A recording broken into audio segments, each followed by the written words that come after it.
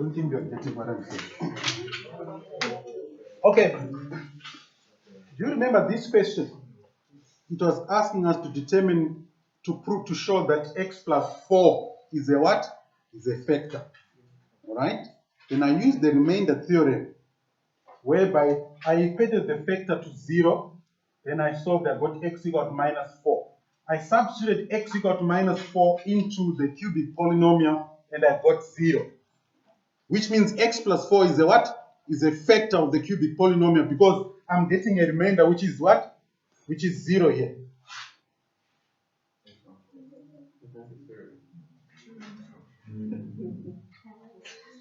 Okay, let me do it. Because I'm realizing now that how many of you have been going over the way since the day that I told you to start going over the calculus? Well, it seems like you're blank now. All right. Okay. Can I have your attention? Can I have your attention? Pay attention. Can you factorize that? Yes. You can factorize, right? Yes. I don't want to factorize. So I'm going to use this technique. I want to determine the first linear factor without factorizing. So I'm going to substitute values of x starting with x equal to 1. Okay? If I don't get 0, then I'll oscillate. So f1 will equal to 2 times 1 cubed plus 3 times 1 squared minus 4 times 1 minus 1. Here I'll get 2 plus 3 minus 4 minus 1. My answer here will be what? It's 0. Do you see that? Yeah, it's more like it's a trial and error method. Okay? Then what this means is therefore means that x is equal to 1, therefore x minus 1 is equal to 0. Hence, x minus 1 is the what? The factor of that polynomial. Okay? So, I can now write and say 2x cubed plus 3x squared minus 4x minus 1 is equal to. Alright, can I have your attention? Yes. I'm going to introduce the second method now in terms of factorizing cubic polynomial, which is inspection. Remember earlier in the lesson I said if you multiply a linear factor and a quadratic, you get a what? A cubic. Remember that? So this x minus 1, I can multiply it by a quadratic, which is ax squared plus bx plus c. Okay? Now, what is that this quadratic polynomial? It's very simple. I'm going to use a method called comparing coefficients. Have you ever heard about it? I think I told you before, last year also. Comparing what? Coefficients. It's much easier. If you simplify here, the right-hand side, you get ax cubed. Okay? If I remove brackets, ax cubed, that will give me plus bx squared, and then that will give me plus cx, that will be minus ax squared, that's minus bx, and then minus c. So this will give me, this method is the easiest of all the methods. This is the easiest. Because once you use your trial and error here, together with the factor theorem, you get your linear factor. You know that if I multiply linear factor by a quadratic, I'll get a cubic polynomial. Then you compare coefficients. So what this means is the coefficient of x cubed is a. Here the coefficient of x cubed is what? 2. Okay? So a is going to be equal to what? To 2. Are you getting that? Yes. So therefore, a will be what? A is 2. Let's get B. So I'm going to move from here. I'm going to go to the top somewhere there, where I'm going to erase that side. Okay, now to find B, you see this term, which has got x squared, it's 3x squared. Then we have, okay, in this case here, we can use either the terms in x squared or the terms in what? In x only. But the problem, we don't have c as yet. But we know that the constant is -1, which means C is going to be equal to what? 1. Do you see that? But let's find B first. So if I want to find B, I have to use this 3. It's going to be equal to, here, if you look at that term and that one there, it means my 3 is going to be B minus what? Minus A. I'm comparing coefficients. Right? If you didn't get what I just said, raise your hand. Then I can talk about it again. Right? You see these two terms, bx squared and minus ax squared. What's the common factor? What's the common factor? So if you take out x squared, you get b minus a. Okay? Here, what's the coefficient of x squared? 3. So 3 is going to be b minus a. But what is a? It's a 2. So that would be 3 equal to b minus 2. Then it means b is 1. Minus c is 1. Sorry, 5. Okay? So we are done now with the factorization. The next thing we now need to factorize that quadratic. Okay. So that quadratic, can someone factorize it? That quadratic will be, it will be 2x squared, or b is 5, so that's 5x, and c is 1.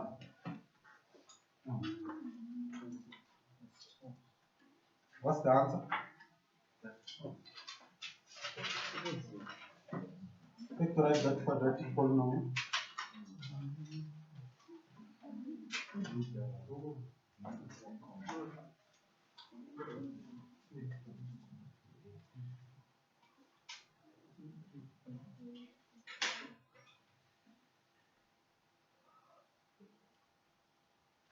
Can you factorize the quadratic polynomial?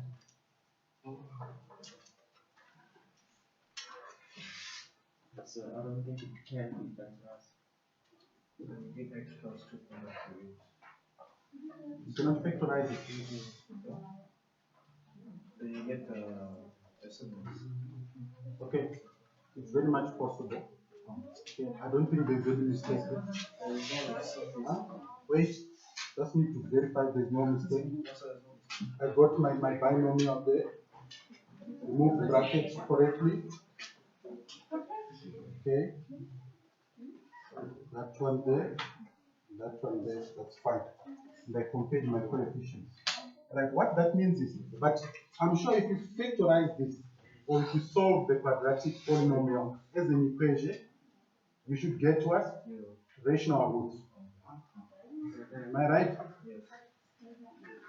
You should get rational roots. If they are not rational, maybe they might be irrational. Can you try to use your calculator? Equate this to 0.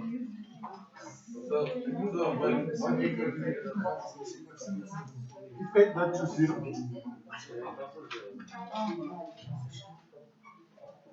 Solve this as a quadratic equation.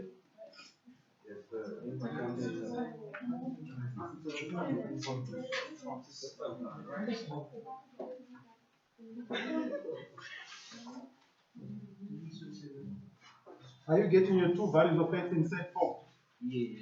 Huh? Yeah, it's very possible. Okay, it's very possible. Also, listen. If you are drawing a graph, it's possible that your x-intercept can be decimal. It's very much possible. Okay. Let's see. All right, how many of you understood this method? Okay, to me, it's the easiest. Yeah. All right, we have 15 minutes. All right, we have 15 minutes.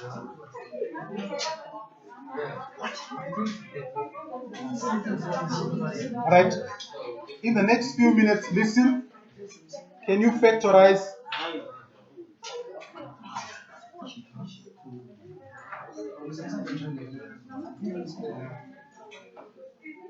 All right, can you do 2.7 quickly? Class exercise 2.7. 2.7.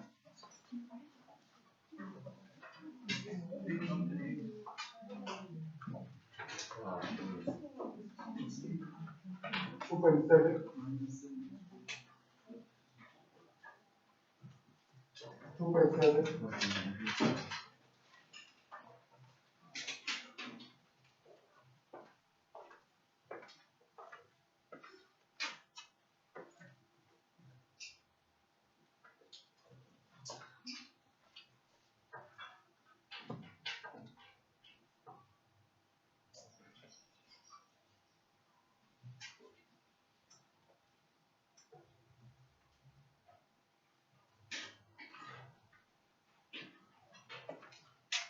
Okay, I would suggest there, because we've got three terms, use the trial error and the remainder and the factor theorem to get the first linear factor. Okay, start with, say, let f of x equal to x cubed minus 7x squared plus 36. Then you say f1, you substitute x equal to 1 into that cubic polynomial.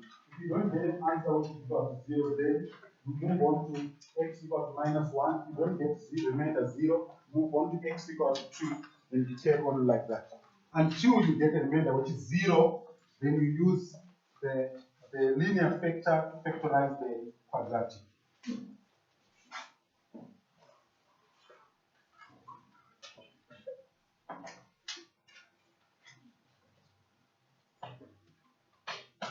This one is more complex because you cannot factorize it by any other method. You have to start by using triangle. Okay? You have to start by using triangle. Like what I did here. I started with x equal to 1. I substituted there, I got 0. Therefore, x is equal to 1. Then x minus 1 is a factor. Then you carry on in the numerator.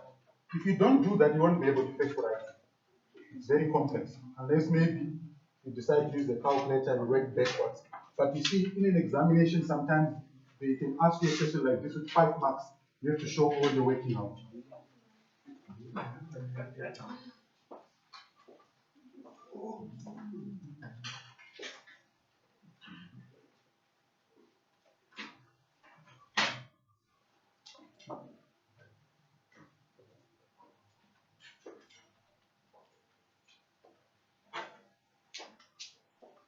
Which value of x gives you a remainder of 0? What? Minus 2. Yeah, then you use that minus x equal to minus 2 to determine the quadratic polynomial and then factorize the quadratic polynomial.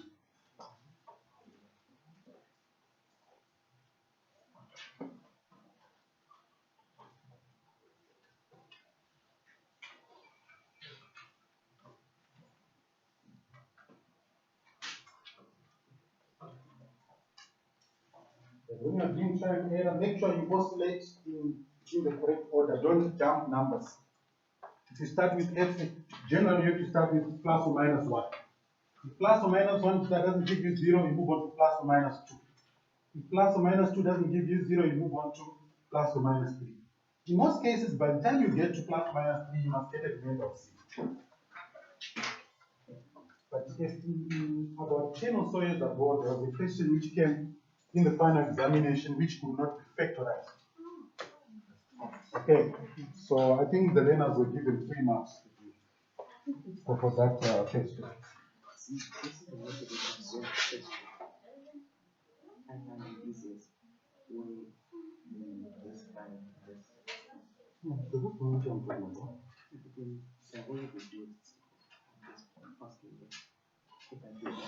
How did you do it?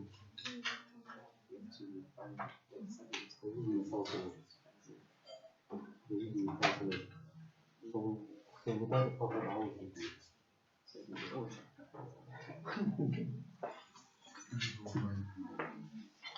I don't encourage that because sometimes examinations will allocate you marks for using the remainder theorem. Yes, you have to show how you determine the first factor, which is linear. How did you get it? Show us how did you get it?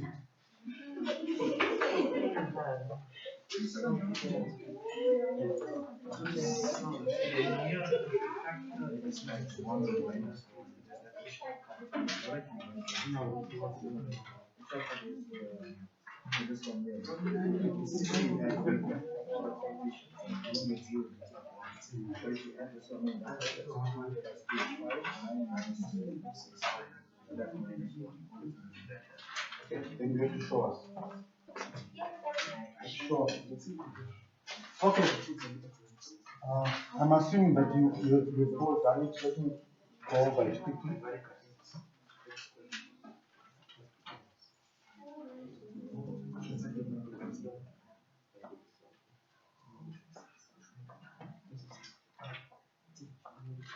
Okay.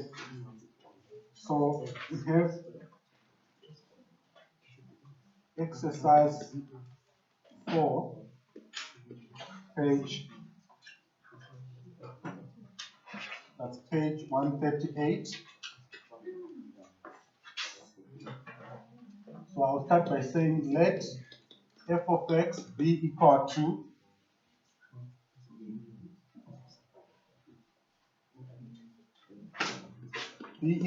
x cubed minus 7x squared plus 36.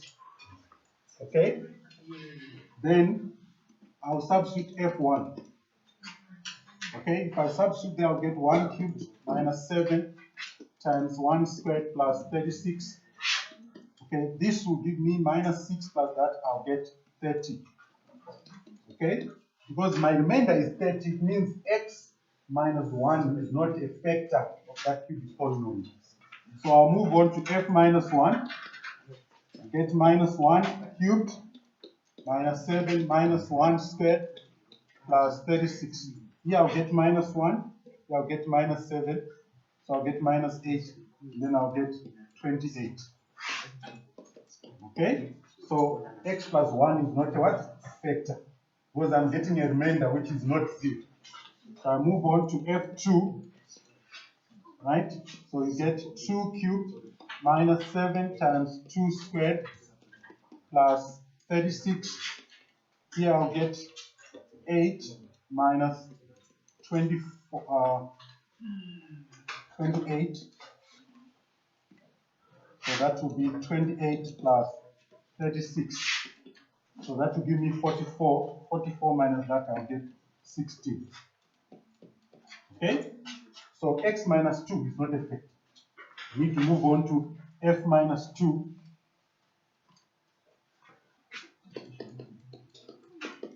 So f minus 2 will be minus 2 cubed minus 7 times minus 2 squared plus 36.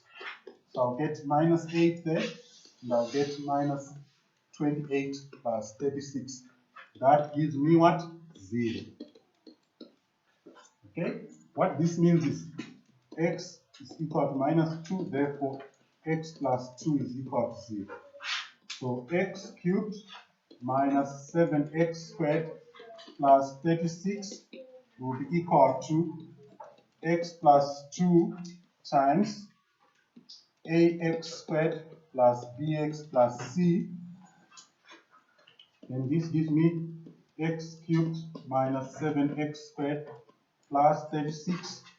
That will be ax cubed plus bx squared plus cx plus 2ax squared plus 2bx plus 2c. Then I'm going to compare my coefficients. Right? A will be equal to what? To 1. My b, I can get it by saying minus 7 is equal to b plus 2a. Do you see that? Huh? Do you see that? Yes. I'm using this term and that term to get b. Okay, a is 1. So I'll end up getting minus 7 equal to b plus 2 times what? Times 1. So b is going to be minus 9. Okay? Then I need to find what? C. My C, I've got 36 there. So it will be 36 equal to 2C. So C is 18. Alright? Which means my quadratic polynomial is going to be ax squared plus, minus 9x plus 18. Okay? So I can write that as, it will be x squared minus 9x plus 18. If you factorize that, I hope you are aware that this will be x minus 6 times x minus 3. Okay? Therefore, my cubic polynomial x cubed minus 7x squared plus 36 will be equal to x plus 2 times x minus 6 times x minus 3.